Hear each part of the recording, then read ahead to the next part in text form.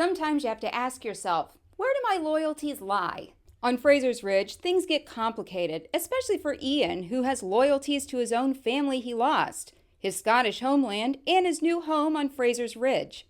Jamie has been coerced into being the new liaison to the Cherokee tribe, and they want him to ask the king for guns.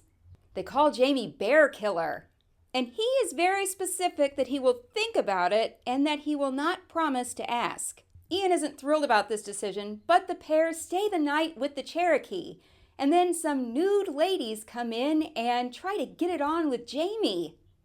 It's kind of an awkward moment with your own nephew right there in the room. Thankfully, Ian knows some Mohawk, and that translates to the Cherokee. He explains to them that, Jamie's married and doesn't want to have sex with them.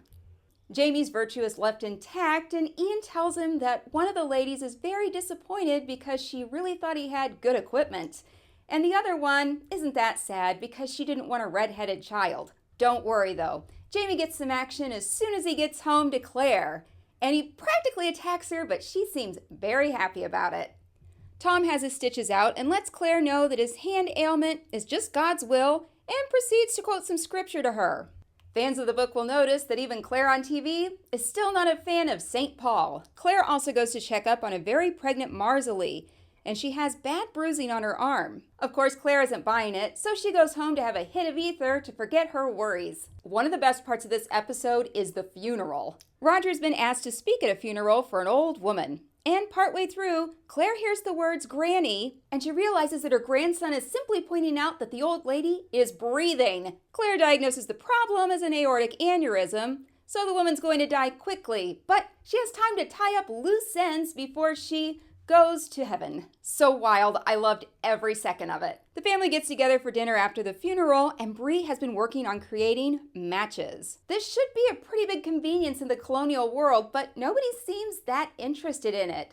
They're kind of disappointed because they thought her big announcement was that she's pregnant. But quickly another pregnancy takes center stage when Marsalee goes into labor. She tells Claire that she's sure something's different or wrong this time, and so Claire rushes off to surgery to help her. Claire is upset because ordinarily she'd do a C-section in modern times and both baby and mom would probably be well. But here, the baby would probably live, but the mother would die. Roger convinces a drunken Fergus to head back and help his wife.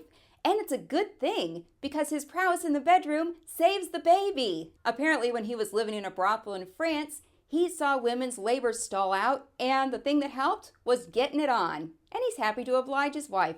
While Fergus performs his medical function, everybody else leaves the house, and Bree and Ian have a chat about what actually happens to the Cherokee Indians.